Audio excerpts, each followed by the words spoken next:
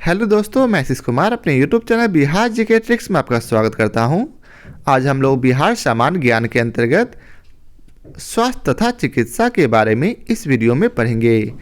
तो यदि आप लोगों ने अब तक हमारा channel Bihar GK tricks subscribe नहीं किया है तो इसे सब्सक्राइब कर लें, साथ ही बेल आइकन को जरूर दबाएं। तो आइए वीडियो को स्टार्ट करते हैं। स्वास्थ्य तथा चिकित्सा। जीवन की सफलता स्वास्थ्य पर आधारित है। यदि आप अपने जीवन में सफल होना चाहते हैं तो आप अपने शरीर को सबसे पहले स्वस्थ बनाकर रखेंगे। जीवन के लिए सबसे बड़ी पूंजी स्वास्थ्य है, क्योंकि स्वस्थ शरीर में ही स्वस्थ विचारों का वास होता है। जब आपका शरीर स्वस्थ होगा तो आपके मन में अच्छे अच्छे विचारों का आगमन होगा। इसलिए कहा गया है कि स्वास्थ्य ही धन है। यदि व्यक्ति स्वस्थ न रहे तो उसके लिए दुनिया की हर खुशी निरर्थक है। यदि कोई व्यक्ति स्वस्थ नहीं है तो उन्हें दुनिया की कोई खुशी दे दी जाए वह उसके लिए निरर्थक मात्र होगी। अच्छा स्वास्थ्य न केवल उसके लिए बल्कि उसके परिवार, समाज, राज्य एवं देश के लिए भी बहुत अहमियत रखती है। अच्छा स्वास्थ्य जो है न केवल एक व्यक्ति विशेष के लिए बल्कि पूरे परिवार, पूरे समाज, राज्य एवं देश के लिए बहुत ही अहमियत रखती है। परंतु शरीर है तो रोग कष्ट आदि तो होंगे ही। इसलिए बिहार सरकार तथा निजी संस्थाओं की ओर से स्वास्थ्य सेवाओं के लिए व्यवस्था की गई है। अतः हम लोगों के स्वास्थ्य की देखभाल के लिए बिहार सरकार तथा निजी संस्थाओं की ओर से स्वास्थ्य सेवाओं की व्यवस्था की गई है। लोगों के स्वास्थ्य और पोषण की स्थिति में सुधार बिहार सरकार के सामाजिक विकास कार्यक्रम के लिए जोर देने के प्रमुख क्षेत्र हैं। तो आपसे पूछा जाएगा, बिहार सरकार की सामाजिक विकास कार्यक्रमों के लिए जोर देने के प्रमुख क्षेत्र क्या हैं?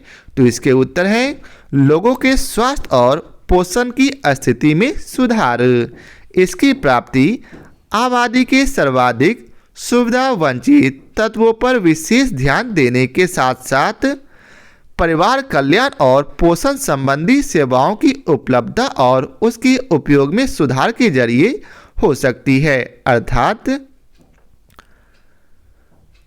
लोगों के स्वास्थ्य और पोषण की स्थिति में सुधार किस प्रकार की जा सकती है? तो आबादी के सर्वाधिक सुविधा वंचित तत्वों पर विशेष ध्यान देकर और साथ साथ स्वास्थ्य, परिवार कल्याण और पोषण संबंधी सेवाओं की उपलब्धता और उनके उपयोग में सुधार लाकर। अब आगे है, बिहार में निवारक अर्थात प्रिवेंटिव और व्याधि शामक अर्थात क्यूरेटिव दोनों प्रकार की सेवाओं में मुख्य भूमिका निभाती है। बिहार जो है निवारक और व्याधि शामक दोनों प्रकार की सेवा में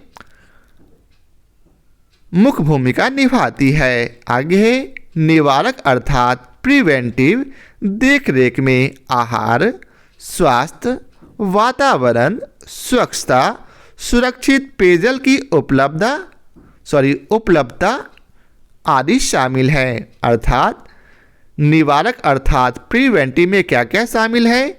तो इसमें अंतर्गत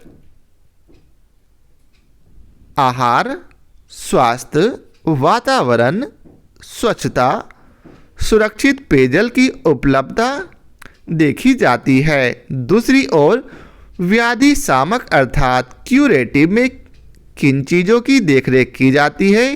तो रोग मुक्त सुनिश्चित करने वाली स्वास्थ्य सुविधा की उपलब्धता पर।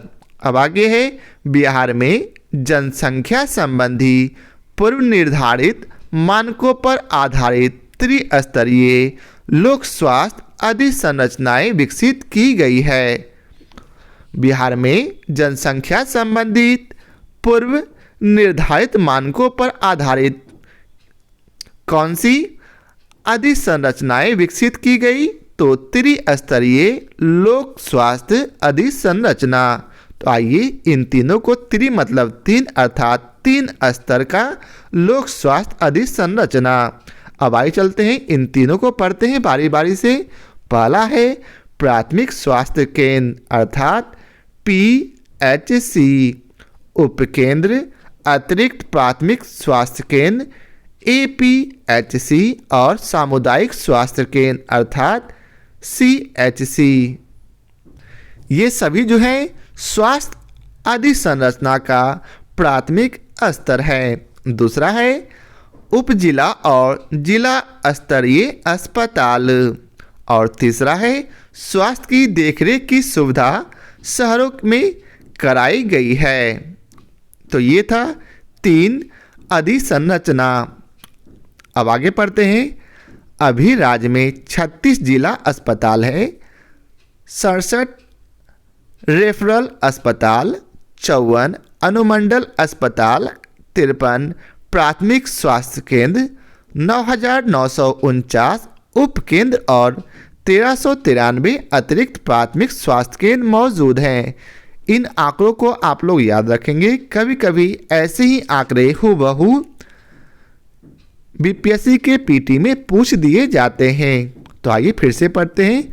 बिहार में कितने जिला अस्पताल हैं? 36। वहीं बिहार में कितने रेफरल अस्पताल हैं? 67 अर्थात 67। बिहार में अनुमंडल अस्पतालों की संख्या कितनी है? तो कुल 54। बिहार में प्राथमिक स्वास्थ्य केंद्रों की संख्या कितनी है? 533। और बिहार में उपकेंद्र की संख्या कितनी है? 9,949 और 1393 अतिरिक्त प्राथमिक स्वास्थ्य केंद्र मौजूद हैं। आगे है अंतिम 3 श्रेणियों वाले स्वास्थ्य केंद्रों की कुल संख्या मिलाकर 11,875 हो जाती है। अंतिम 3 अर्थात प्राथमिक स्वास्थ्य केंद्र, उपकेंद्र तथा अतिरिक्त प्राथमिक स्वास्थ्य केंद्रों की मौजूदगी की कुल संख्या मिलाकर कितनी हो जाती? तो 11,875। इस प्रकार राज्य में प्रति 10 लाख आबादी पर लगभग 114 स्वास्थ्य केंद्र है। याद रखेंगे कि बिहार राज्य में प्रति 10 लाख आबादी पर कितने स्वास्थ्य केंद्र हैं? तो लगभग 114। आगे है बिहार में रोगों की प्राधानता। बिहार में रोगों की प्रधानता तीव्र विसूचिका, खूनी, पेचिश, वायरल, हेपेटाइटिस, आंतजर, मलेरिया, अज्ञात ज्वर, तीव्र श्वास संक्रमण, न्यूमोनिया, कुत्ता काटना अनेक खास रोग हैं। अर्थात बिहार में ये सभी रोगों की प्रधानता है। अर्थात ये सभी रोग बिहार के कई इलाकों में कई लोगों में ज़्यादा होते हैं। अब आगे है बिहार में स्वास्थ्य संबंधी सूचक। संयुक्त राष्ट्र विकास कार्यक्रम अर्थात UNDP द्वारा प्रकाशित मानव विकास रिपोर्ट 2013, जिसके सूचकांक महबूब उल हक और इंगे कौल ने विकसित किया था। मानव विकास रिपोर्ट किसके द्वारा प्रकाशित किया जाता है? तो याद रखेंगे संयुक्त राष्ट्र विकास कार्यक्रम के द्वारा अर्थात UNDP के द्वारा। और जो मानव विकास रिपोर्ट 2013 में आया था, जिसके सूचकांक महबूब उल हक और इंगे कौल ने विकसित किया था। अर्थात मानव विकास रिपोर्ट 2013 के सूचकांक को किसने विकसित किया? तो महबूब उल हक और इंगे कौल ने। मानव विकास रिपोर्ट 3 संकेतकों स्वास्थ्य, शिक्षा और जीवन स्तर को मिलाकर विकास को मापती है। ये जो मानव विकास रिपोर्ट है, इनके कितने संकेत हैं? 3। कौन कौन? स्वास्थ्य, शिक्षा और जीवन। ये सभी को मिलाकर ये विकास को मापती है कि आपके क्षेत्र में कितना विकास हुआ है। इन तीनों संकेतकों समग्र रूप से मानव विकास सूचकांक यानी HDI में बदल दिया जाता है।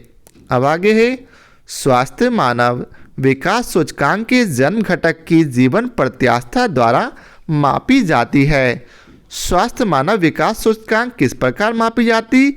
तो जन्म घटक की जीवन प्रत्याशा द्वारा, और इसकी गणना न्यूनतम 20 साल और अधिकतम 83 साल के आधार पर की जाती है।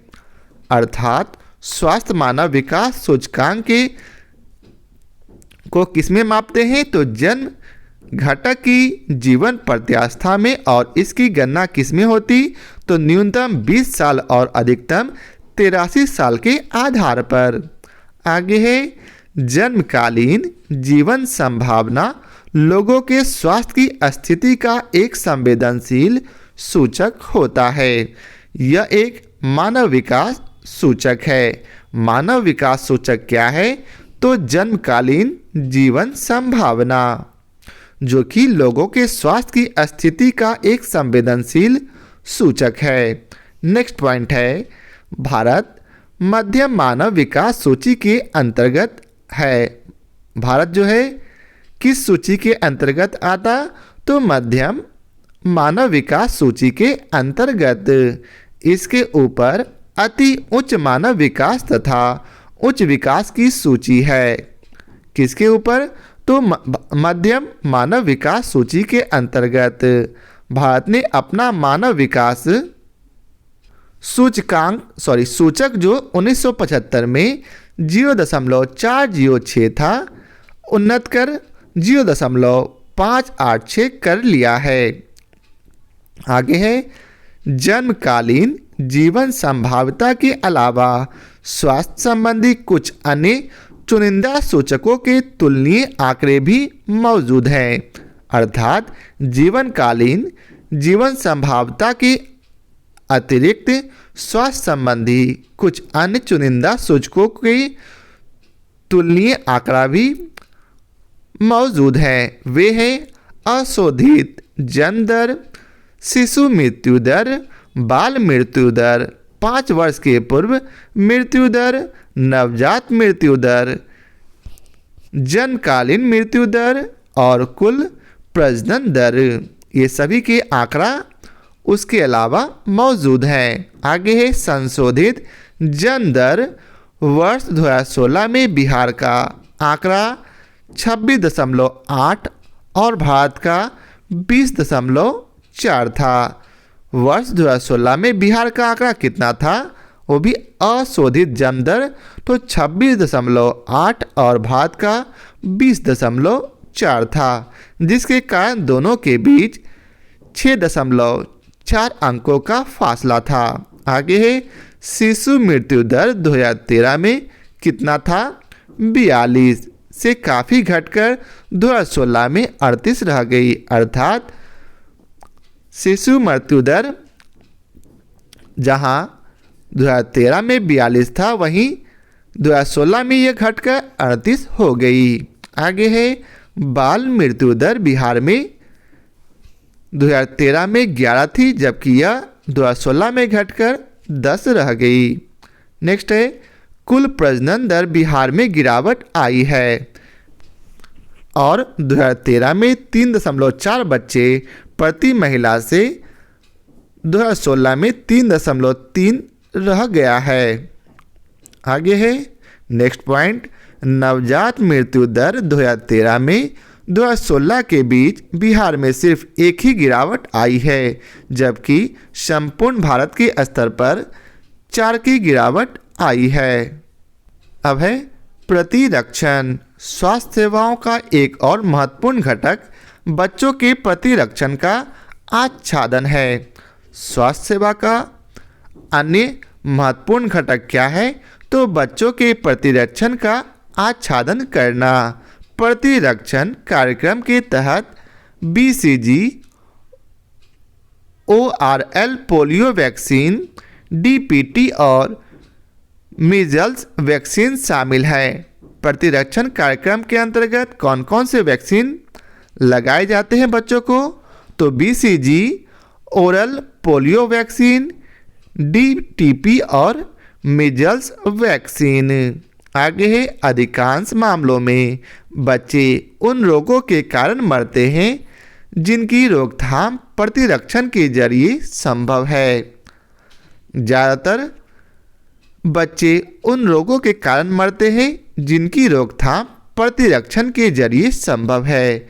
बिहार में सर्वव्यापी प्रतिरक्षण के मामले में प्रगति की गई है। बिहार में टीबी के मामले में पूर्ण प्रतिरक्षण अर्थात 143% हासिल कर लिया गया है। तो याद रखेंगे कि बिहार ने टीबी के मामले में कितना प्रतिशत हासिल कर लिया? तो 143%, जो कि पूर्ण प्रतिरक्षण का सूचक है। अन्य घटकों के मामले में पूर्ण प्रतिरक्षण के स्तर तक पहुंचना अभी बाकी है। अब है सामयिक बाल विकास योजना। सामयिक बाल विकास योजना 6 वर्ष से कम उम्र के बच्चों और गर्भवती महिलाओं के लिए सामयिक स्वास्थ्य सुविधा प्रदान करने वाली एक समग्रतामूलक योजना है। सामयिक बाल विकास योजना कैसी योजना है? तो यह 6 वर्ष से कम उम्र के बच्चे और गर्भवती महिलाओं के लिए स्वास्थ्य सुविधा प्रदान करने वाली योजना है। इस योजना का शुभारंभ अर्थात सामयिक बाल विकास योजना का शुभारंभ 1975 में बच्चों के समुचित शारीरिक और मानसिक विकास को बढ़ावा देने के लिए किया गया था। तो याद रखेंगे कि सामयिक बाल विकास योजना का शुभारंभ कब हुआ? 1975 में। किस लिए? तो बच्चों के समुचित शारीरिक और मानसिक विकास को बढ़ावा देने के लिए।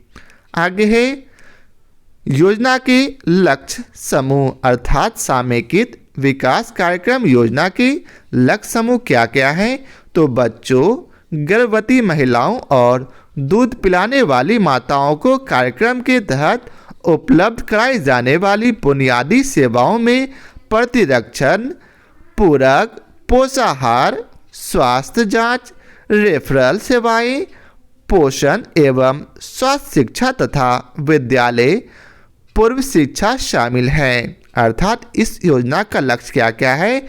तो बच्चों और गर्भवती महिलाओं और दूध पिलाने वाली माताओं को कार्यक्रम के तहत क्या क्या उपलब्ध कराई जाती है?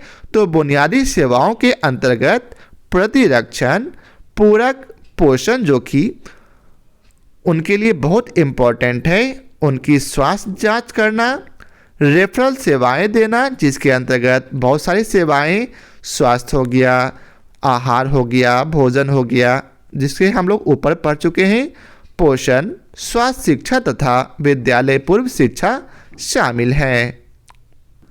आगे है अभी बिहार में समेकित बाल विकास योजना की 544 परियोजनाएं कार्यशील है। वर्तमान में बिहार में समेकित बाल विकास योजना की कितनी परियोजनाएं चल रही है? तो 544 परियोजनाएं जो राज्य के सभी 38 जिलों के सभी प्रखंडों में चल रही है। बिहार में समेकित बाल विकास योजना कितने जिलों में चल रही? तो यह सभी जिलों में अर्थात कुल 38 जिलों में चल रही है। उन 544 परियोजनाओं के तहत कुल 91,677 आंगनबाड़ी केंद्र काम कर रही है। 544 परियोजना के अंतर्गत कितनी आंगनबाड़ी कार्य कर रहे हैं? तो 91,677। और कितने आंगनबाड़ी केंद्र हैं? तो आंगनबाड़ी केंद्र स्वीकृत किए गए हैं तो 1,14,718। अब आइए चलते हैं, आगे पढ़ते हैं। राजीव गांधी किशोरी सबलीकरण योजना अर्थात सबला योजना 11 से 18 वर्ष उम्र वाली किशोरियों के पोषण और स्वास्थ्य स्तर में सुधार करने और जीवन कौशल, स्वास्थ्य एवं पोषण की शिक्षा प्रदान करने के जरिए उनका सबलीकरण करने के उद्देश्य से केंद्र सरकार ने राजीव गांधी किशोरी सबलीकरण योजना अर्थात सबला का आरंभ नवंबर 2010 में किया है। अर्थात राजीव गांधी किशोरी सबलीकरण योजना किनके लिए है? तो 11 से 18 वर्ष की उम्र वाली किशोरियों के लिए। और किस लिए है? तो इनके पोषण और स्वास्थ्य स्तर में सुधार करने और जीवन कौशल, स्वास्थ्य एवं पोषण की शिक्षा प्रदान करने के लिए। राजीव गांधी किशोरी सबलीकरण योजना अर्थात सबला योजना का आरंभ कब हुआ? तो नवंबर 2010 में। आगे है नेक्स्ट पॉइंट। इस योजना अर्थात सबला योजना लड़कियों को परिवार कल्याण, स्वास्थ्य एवं साफ सफाई, मौजूदा जन सेवाओं आदि के बारे में जानकारी उपलब्ध कराने और विद्यालय वाहन लड़कियों को औपचारिक या अनौपचारिक शिक्षा प्रणालियों के दायरे में लाने के लिए लक्षित है। अर्थात सबला योजना का लक्ष्य क्या है? तो लड़कियों को परिवार कल्याण, स्वास्थ्य एवं साफ सफाई, मौजूदा जन सेवाओं आदि के बारे में जानकारी देने के लिए और साथ ही साथ विद्यालय वाही लड़कियों को औपचारिक या अनौपचारिक शिक्षा प्रणालियों के दायरे में लाने के लिए। यहाँ विद्यालय वाही से मतलब वैसे लड़कियां जो विद्यालय नहीं जाती उनके लिए औपचारिक या अनौपचारिक शिक्षा प्रणालियों को दायरे में उन्हें लाने के लिए इस योजना का लक्ष्य है। आगे है इस योजना का क्रियान्वयन समेकित बाल विकास योजना के प्लेटफॉर्म का उपयोग करके किया जा रहा है। अर्थात सबला योजना का क्रियान्वयन किस प्लेटफॉर्म का उपयोग करके किया जा रहा? तो समेकित बाल विकास योजना, और यह आंगनबाड़ी केंद्र इसकी सेवा प्रदान के अभी करता है। अब आगे है इंदिरा गांधी मातृत्व सहयोग योजना। तो आइए समझते हैं इंदिरा गांधी मातृत्व सहयोग योजना के बारे में। कुपोषण और रक्तअल्पता की गंभीर समस्या पर काबू पाने के लिए केंद्र सरकार ने महिला एवं बाल विकास मंत्रालय ने गर्भवती तथा दूध पिलाने वाली महिलाओं के लिए इस योजना को सूत्रबद्ध किया है। अर्थात इंदिरा गांधी मातृत्व सहयोग योजना किस लिए चालू किया गया? तो कुपोषण और रक्तअल्पता की गंभीर समस्या पर काबू पाने के लिए। यह योजना को किसने सूत्रबद्ध किया? तो केंद्र सरकार के महिला एवं बाल विकास मंत्रालय ने। अब नेक्स्ट पॉइंट है योजना के तहत 19 वर्ष और उससे अधिक उम्र वाली महिलाओं को पहले 2 जीवित प्रसवों के लिए 4,000 रुपये का प्रत्यक्ष भुगतान किया जाता है। इस योजना के तहत 19 वर्ष या उससे अधिक उम्र की यदि कोई महिला है जिन्होंने पहले 2 जीवित प्रसव कर लिए हैं, उन्हें 4,000 रुपये का प्रत्यक्ष भुगतान किया जाता है। अर्थात 4,000 रुपये प्रत्येक प्रसव पर दिए जाते हैं। नेक्स्ट है बिहार में इस योजना का क्रियान्वयन 2 जिलों वैशाली और सहरसा में किया जा रहा है। इस योजना का बिहार में किन जिलों में क्रियान्वयन किया जा रहा? अर्थात यह बिहार के कितने जिलों में चल रहा? तो 2 जिलों में कौन कौन? वैशाली और सहरसा। आगे है जयप्रभा जननी शिशु आरोग्य एक्सप्रेस। इस सेवा का शुभारंभ अर्थात जयप्रभा जननी शिशु आरोग्य एक्सप्रेस का आरंभ केंद्रीकृत कॉल सेंटर के साथ 1 मई 2012 को किया गया है। कॉल सेंटर का डायल नंबर है 102। विशेष रोगियों के लिए आपातकालीन स्वास्थ्य देखरेख निःशुल्क कराई जाती है। नेक्स्ट पॉइंट है आदर्श दंपति योजना। इस कार्यक्रम का शुभारंभ 16 मई 2012 को किया गया है। अर्थात आदर्श दंपति योजना का शुभारंभ कब किया गया? तो 16 मई 2012 को। इस योजना के तहत विवाह और पहले बच्चे के किए 2 साल का सुनिश्चित करने पर आशा को नगद भुगतान किया जाता है। नेक्स्ट है पेयजल आपूर्ति एवं स्वच्छता। स्वास्थ्य, जल पूर्ति और स्वच्छता का प्रावधान लोगों के स्वास्थ्य की स्थिति में सुधार का एक प्रमुख माध्यम है। इस कार्यक्रम का लक्ष्य यह सुनिश्चित करना है कि अर्थात पेयजल आपूर्ति एवं स्वच्छता का लक्ष्य क्या है? तो इसका लक्ष्य है कि 2022 तक हर ग्रामीण परिवार को उसके परिसर में या अधिकतम 50 मीटर के अंदर 70 लीटर प्रतिदिन पानी उपलब्ध हो जाए। अब आगे है स्वास्थ्य सेवा कार्यक्रम।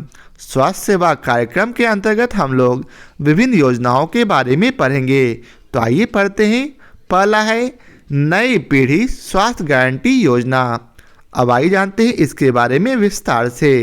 इस योजना अर्थात नई पीढ़ी स्वास्थ्य गारंटी योजना के तहत अर्थात इसके अंतर्गत राज्य के सभी 14 वर्ष तक के लड़कों और 18 वर्ष तक की लड़कियों को हेल्थ कार्ड दिया जाए। अर्थात नई पीढ़ी स्वास्थ्य गारंटी योजना के अंतर्गत राज्य के सभी जितने भी 14 वर्ष के लड़के हैं या फिर 18 वर्ष तक की लड़कियां हैं उन्हें हेल्थ कार्ड दिया जाएगा। बिहार देश का पहला राज्य होगा जहां 0 से 14 वर्ष के सभी बच्चों का इलाज सरकार अपने स्तर पर करवाएगी। तो याद रखेंगे कि वह पहला राज्य कौन है जहां 0 से 14 वर्ष के सभी बच्चों का इलाज सरकार अपने स्तर पर करवाएगी। तो इसका उत्तर है बिहार। आगे प्राथमिक विद्यालय मसौड़ी के सुमन कुमार पहला हेल्थ कार्ड पाने वाला छात्र बना। हेल्थ कार्ड पाने वाला पहला छात्र कौन है? तो प्राथमिक विद्यालय मसौड़ी का सुमन कुमार। अब है डीवर्मिंग कार्यक्रम। इस कार्यक्रम अर्थात डीवर्मिंग कार्यक्रम के तहत बिहार में 6 से 14 वर्ष के सभी बच्चों को, यहाँ सब लिखा गया लेकिन यहाँ सभी होगा, सभी बच्चों को विद्यालय स्वास्थ्य के अंतर्गत कृमि से मुक्त करने हेतु दवा प्रदान किया जाता है। अर्थात डीवर्मिंग कार्यक्रम, यहाँ वर्मिंग है, वर्मिंग यहाँ कृमि, दोनों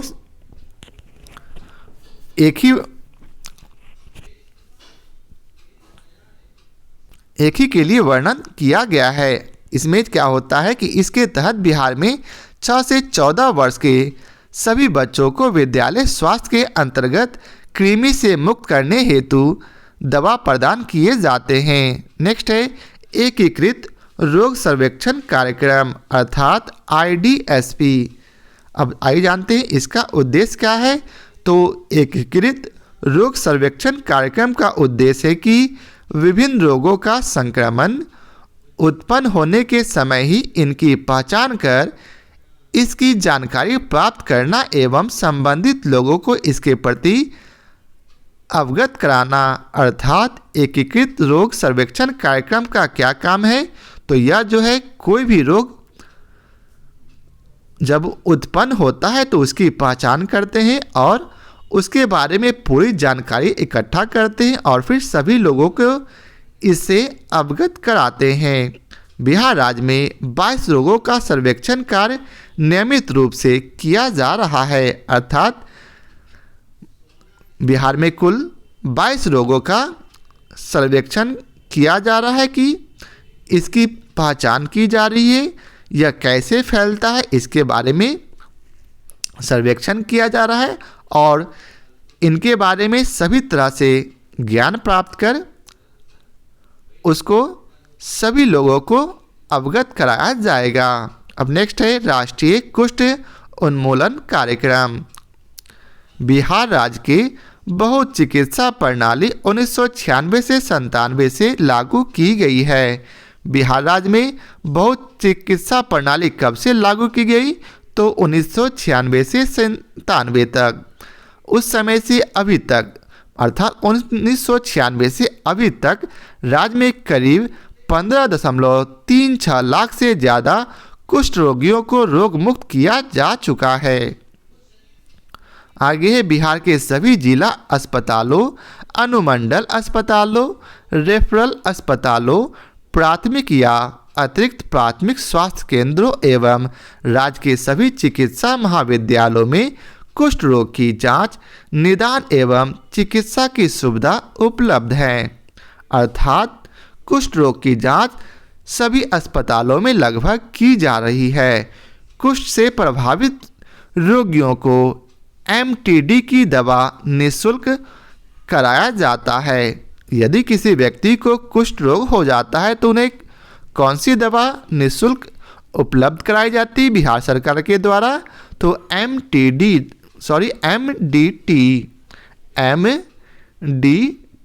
दवा। अब अगला है पुनरीक्षित राष्ट्रीय यक्ष्मा नियंत्रण कार्यक्रम। यक्ष्मा अर्थात टीबी रोग। बिहार के सभी जिलों में टीबी का उपचार डॉट्स प्रणाली के द्वारा किया जा रहा है। टीबी का उपचार बिहार में किस प्रणाली के द्वारा किया जा रहा? तो डॉट्स प्रणाली के द्वारा। वर्तमान में 173 टीबी यूनिट अर्थात प्रति 5 लाख एवं 706 माइक्रोस्कोपी केंद्र अर्थात प्रति 1 लाख कार्यरत हैं अर्थात काम कर रहे हैं। नेक्स्ट है शिशु स्वास्थ्य कार्यक्रम। शिशु मृत्यु दर में कमी लाने संबंधी प्रयास अर्थात इस कार्यक्रम अर्थात शिशु स्वास्थ्य कार्यक्रम का उद्देश्य क्या है? तो शिशु मृत्यु दर में कमी लाना और स्तनपान हेतु बढ़ावा देना। नेक्स्ट है नियमित टीकाकरण। इसके अंतर्गत शिशु स्वास्थ्य के अंतर्गत बच्चों में होने वाली बीमारियों में 7 ऐसी जानलेवा बीमारियां हैं जिनसे नियमित टीका द्वारा बचाव संभव है। तो इससे नियमित टीकाकरण कर इसे बचाया जा सकता है। नेक्स्ट है मुख्यमंत्री चिकित्सा सहायता कोष। कैंसर, हृदय रोग, गुर्दा रोग, brain tumour, AIDS, total hip अथवा knee replacement, spinal surgery, major vascular surgery, bone marrow transplant से ग्रसित रोगियों के लिए जिनका प्रति वर्ष आय 1 लाख रुपये से कम है उन्हें मुख्यमंत्री चिकित्सा सहायता कोष से अनुदान देने की प्रक्रिया है। अर्थात मुख्यमंत्री चिकित्सा सहायता कोष के अंतर्गत यदि किसी व्यक्ति को ऐसा बीमारी होता है अर्थात इनमें से कोई भी बीमारी होता है और उनका प्रतिवर्ष आय 1 लाख रुपये से कम होती है तो उन्हें मुख्यमंत्री चिकित्सा सहायता कोष से अनुदान देने की प्रक्रिया निर्धारित की गई है। अर्थात उन्हें मुख्यमंत्री के द्वारा कुछ पैसे दिए जाएंगे। नेक्स्ट है मधुमेह कार्यक्रम। मधुमेह की रोकथाम के लिए कार्यक्रम चलाया जा रहा है। कौन कौन सा कार्यक्रम? तो मुख्यमंत्री कालाजार राहत योजना। कालाजार रोग से ग्रसित रोगियों के अस्पताल में भर्ती होने की दशा में भर्ती अवधि के दौरान आर्थिक सहायता प्रदान की जाती है। मुख्यमंत्री कालाजार राहत योजना में क्या होता? तो इसमें यदि कोई भी व्यक्ति अस्पताल में कालाजार से ग्रसित है तो इस दौरान जो है मुख्यमंत्री के द्वारा सहायता प्रदान की जाती है। नेक्स्ट है राष्ट्रीय वेक्टर जनित रोग नियंत्रण कार्यक्रम। पहला है राष्ट्रीय अंधापन नियंत्रण कार्यक्रम। इस कार्यक्रम का आरंभ कब हुआ? तो इस कार्यक्रम का आरंभ 1976 में किया गया था। राष्ट्रीय अंधापन नियंत्रण कार्यक्रम का आरंभ कब किया गया? तो 1976 में। इस कार्यक्रम में क्या होता? तो इस कार्यक्रम के अंतर्गत मोतियाबिंद का ऑपरेशन एवं स्कूली बच्चों का नेत्र परीक्षण का कार्यक्रम चलाया जाता है। इस कार्यक्रम अंतर्गत क्या क्या आप लाभ ले सकते हैं? तो मोतियाबिंद का ऑपरेशन करवा सकते हैं और स्कूली बच्चों का नेत्र परीक्षण करा सकते हैं। नेक्स्ट है परिवार कल्याण कार्यक्रम। परिवार कल्याण कार्यक्रम के अंतर्गत परिवार कल्याण की सुविधा उपलब्ध कराने के उद्देश्य से स्वास्थ्य उपकेंद्रों, प्राथमिक केंद्रों, शहरी परिवार कल्याण केंद्रों, अनुमंडलीय अस्पतालों, सदर अस्पतालों तथा चिकित्सा महाविद्यालयों के अस्पतालों में परिवार कल्याण कार्यक्रम चलाया जा रहा है। परिवार कल्याण कार्यक्रम किस लिए चलाया जा रहा? तो परिवार कल्याण की सुविधा उपलब्ध कराने के उद्देश्य से। और यह कहाँ कहाँ चलाया जा रहा है? तो विभिन्न स्वास्थ्य केंद्रों में, जिनका नाम आप यहाँ देख सकते हैं। अब आगे है मातृ स्वास्थ्य कार्यक्रम। राज्य में मातृ मृत्यु अनुपात में बेहतर लाने के उद्देश्य से कार्यक्रम चलाए जाते हैं। मातृ स्वास्थ्य कार्यक्रम। तो प्रसव के दौरान बहुत सारी महिलाएं की मृत्यु हो जाती है, जिसके लिए यह कार्यक्रम लाया गया है, जिसमें राज्य में मातृ मृत्यु अनुपात में बेहतरी लाने के उद्देश्य से कार्यक्रम चलाया जा रहा है। आगे है मलेरिया उन्मूलन कार्यक्रम। मलेरिया उन्मूलन कार्यक्रम के अंतर्गत राज्य के सभी चिकित्सा केंद्रों के माध्यम से कार्यक्रम चलाए जा रहे हैं।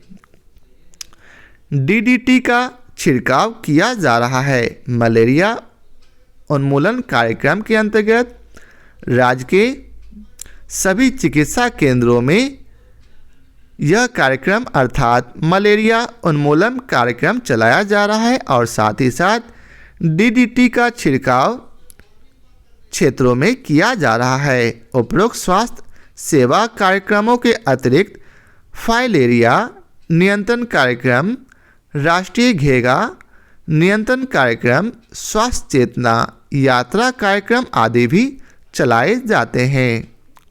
अब आगे है राष्ट्रीय स्वास्थ्य नीति। 1983 में बनी राष्ट्रीय स्वास्थ्य नीति में कई संशोधन कर 2002 में एक नई स्वास्थ्य नीति बनाई गई। नई स्वास्थ्य नीति कब बनाई गई? तो 2002 में। और किस में संशोधित कर? तो 1983 में बनी राष्ट्रीय स्वास्थ्य नीति में संशोधन कर। इस नीति में गंभीर रोगों की श्रेणी में क्षय रोगी, मलेरिया, दृष्टिहीनता जैसे रोगों तथा नए उभरते रोगों की श्रेणी में एड्स पर भी ध्यान केंद्रित किया गया है। आगे है इस स्वास्थ्य नीति में राज्य सरकारों की सहभागिता से राष्ट्रीय कार्यक्रम तैयार करने में केंद्र सरकार की मुख्य भूमिका की बात सोची गई है। साथ ही विकेंद्रीकृत स्वास्थ्य प्रणाली के माध्यम से केंद्र सरकार के वित्त पोषण के अंतर्गत कुछ अनिवार्य औषधियों को प्रदान करके प्राथमिक स्वास्थ्य प्रणाली को पुनर्जीवित करने का विचार किया गया है और अल्पसेवित क्षेत्रों में प्रशिक्षित चिकित्सीय क्रमिक शक्ति प्रदान करने के उद्देश्य से संवेदनात्मक आधार पर नियुक्तियां करने के लिए राज्यों द्वारा भर्ती प्रक्रिया और नियमों को सरल बनाने की आवश्यकता को भी स्वीकार किया गया है। 2015 तक कुष्ठ उन्मूलन के लिए योजना बनाई गई थी। कुष्ठ उन्मूलन के लिए योजना कब बनाई गई थी? 2005 में, जो कि सफल रही। पूर्व में प्रति 10,000 व्यक्तियों पर 52.7 रोगी थे। यह घटकर अब कितना हो गया? तो 8.2। आगे है बिहार पोलियो केस के मामले में राष्ट्रीय स्तर पर दूसरे स्थान पर बना रहता था। बिहार जो है पोलियो केस के मामले में राष्ट्रीय स्तर पर किस स्थान पर बना रहता था, तो दूसरे स्थान पर। पूर्ण टीकाकरण व मुस्कान अभियान चलाने के बाद पोलियो के नए मरीजों की संख्या में तेजी से गिरावट दर्ज की गई है। तो याद रखेंगे कि मुस्कान अभियान किसके लिए चलाया गया, तो पोलियो के टीकाकरण के लिए। नेक्स्ट है आयुष्मान भारत योजना। यह योजना स्वास्थ्य देखरेख उद्योग के रूपांतरण के लिए केंद्र सरकार द्वारा शुरू की गई एक परियोजना है। आयुष्मान भारत योजना किसके द्वारा शुरू की गई, तो केंद्र सरकार के द्वारा। आयुष्मान भारत कार्यक्रम भारतीय जनता के असुरक्षित हिस्से के लिए केंद्र सरकार की एक बड़ी नीतिगत पहल है। इस कार्यक्रम के तहत केंद्र सरकार ने 10 करोड़ गरीब बीपीएल परिवारों के आच्छादन का निर्णय लिया है। इसके अंतर्गत कितने गरीब बीपीएल परिवारों को आच्छादन का निर्णय केंद्र सरकार द्वारा लिया गया, तो 10 करोड़। आगे जिसका अर्थ है द्वितीयक और तृतीयक देखरेख हेतु अस्पताल में भर्ती होने के लिए लगभग 50 करोड़ गरीब बीपीएल अभ्यर्थियों को 5 लाख रुपये प्रति परिवार का बीमा आच्छादन उपलब्ध कराना है। अर्थात इसमें यदि कोई व्यक्ति बीपीएल अभ्यर्थी है तो उन्हें 5 लाख रुपये प्रति परिवार का बीमा आच्छादन उपलब्ध कराया जाएगा जब वे किसी अस्पताल में द्वितीयक और तृतीयक देखरेख में भर्ती होंगे। इसका मूल लक्ष्य देश में प्राथमिक, द्वितीयक और तृतीयक स्वास्थ्य देखरेख को सुदृढ़ बनाना है। योजना के कुछ उल्लेखनीय बिंदु इस प्रकार हैं, जिसे आप यहाँ देखेंगे। पहला पॉइंट है योजना के लाभ पूरे देश में जाकर लिए जा सकते हैं, अर्थात इस योजना का लाभ आप भारत के किसी भी कोने में जाकर ले सकते हैं और योजना के तहत आच्छादित किसी लाभार्थी को देश के किसी भी सूचीबद्ध सार्वजनिक या निजी अस्पताल में बिना नकद भुगतान किए इलाज कराने की इजाज़त है। अर्थात इस योजना का यदि आपके पास कार्ड बना हुआ है तो आप इसे किसी भी अस्पताल में, चाहे वो निजी हो या सरकारी हो, वहाँ आप बिना नकद दिए इलाज करवा सकते हैं। नेक्स्ट पॉइंट है यह हकदारी आधारित योजना है जिसके हकदारी सामाजिक, आर्थिक और जाति जनगणना के डेटाबेस में उल्लेख के अनुसार वंचित होने के मापदंड के आधार पर तय की जाती है। नेक्स्ट पॉइंट है खर्च पर नियंत्रण के लिए इलाज का भुगतान पैकेज दर के आधार पर किया जाएगा जिसे सरकार द्वारा पहले ही निर्धारित कर दिया गया है। अर्थात इस खर्च में नियंत्रण किस प्रकार होगा, तो इलाज के भुगतान पैकेज के दर पर दिया जाएगा, अर्थात पैकेज के रूप में दिया जाएगा। नेक्स्ट पॉइंट है आयुष्मान भारत का केंद्रीय सिद्धांत सहकारी, संघवाद और राज्यों के लिए लचीलापन है। नेक्स्ट है नीतिगत निर्देश देने और केंद्र सरकार तथा राज्य सरकारों के बीच समन्वय को मजबूत करने के लिए शीर्ष स्तर पर केंद्रीय स्वास्थ्य एवं परिवार कल्याण मंत्री की अध्यक्षता वाले आयुष्मान भारत राष्ट्रीय स्वास्थ्य संरक्षण मिशन परिषद के गठन का प्रस्ताव है। अर्थात नीतिगत निर्देश देने और केंद्र सरकार तथा राज्य सरकार के बीच समन्वय बनाने के लिए किस मिशन परिषद का गठन प्रस्ताव में है, तो आयुष्मान भारत राष्ट्रीय स्वास्थ्य संरक्षण मिशन का। नेक्स्ट पॉइंट है योजना के क्रियान्वयन के लिए राज्यों को राज्य स्वास्थ्य अभिकरण गठित करना होगा और यह सुनिश्चित करने के लिए कि राज्य स्वास्थ्य अभिकरणों के पास धनराशि समय से पहुँचे, केंद्र सरकार से राज्य स्वास्थ्य अभिकरणों को धनराशि का अंतरण सीधा escrow अकाउंट के जरिए किया जा सकता है। नीति आयोग की साझेदारी में सूचना प्रौद्योगिकी का एक सशक्त प्लेटफॉर्म चालू किया जाएगा जिसके जरिए कागज रहित नगद रहित लेन देन की जाएगी। अब नेक्स्ट है स्वास्थ्य रोड मैप। इसमें प्राथमिकताएं क्या क्या है? तो राज्य में शिशु मृत्यु दर, मातृ दर और कुल प्रजनन दर को राष्ट्रीय औसत से बेहतर करने की योजना है। अर्थात इसके अंतर्गत जो शिशु मृत्यु दर है, राज्य की मातृ दर है और कुल प्रजनन दर है, उसे राष्ट्रीय औसत से और बेहतर अर्थात और अच्छा बनाना। कुपोषण की समस्या को दूर करने के लिए बच्चों के स्वास्थ्य एवं पोषण के लिए विशेष कार्यक्रम इसके अंतर्गत चलाए जा रहे हैं। टीकाकरण के लिए मुस्कान एक अभियान कार्यक्रम चलाया जा रहा है। नेक्स्ट पॉइंट है एलोपैथी के साथ साथ आयुष विद्या संबंधी दवाइयों का वितरण भी इसके अंतर्गत किया जा रहा है। पोलियो उन्मूलन कार्यक्रम इसके अंतर्गत चलाए जा रहे हैं। ट्रामा सेंटरों के साथ राज्य में एक सुपर स्पेशलिस्ट अस्पताल की स्थापना, निजी क्षेत्र में मेडिकल कॉलेज लगाने आदि प्रमुख कार्य इसके अंतर्गत किए जा रहे हैं। तो आज का चैप्टर यहीं समाप्त हुआ। आशा करता हूँ आप लोगों को हमारी यह वीडियो पसंद आया हो। यदि आप लोगों को हमारी यह वीडियो पसंद आया हो तो लाइक और शेयर जरूर करें। फिर मिलते हैं नए चैप्टर के साथ। आज के लिए बहुत बहुत धन्यवाद।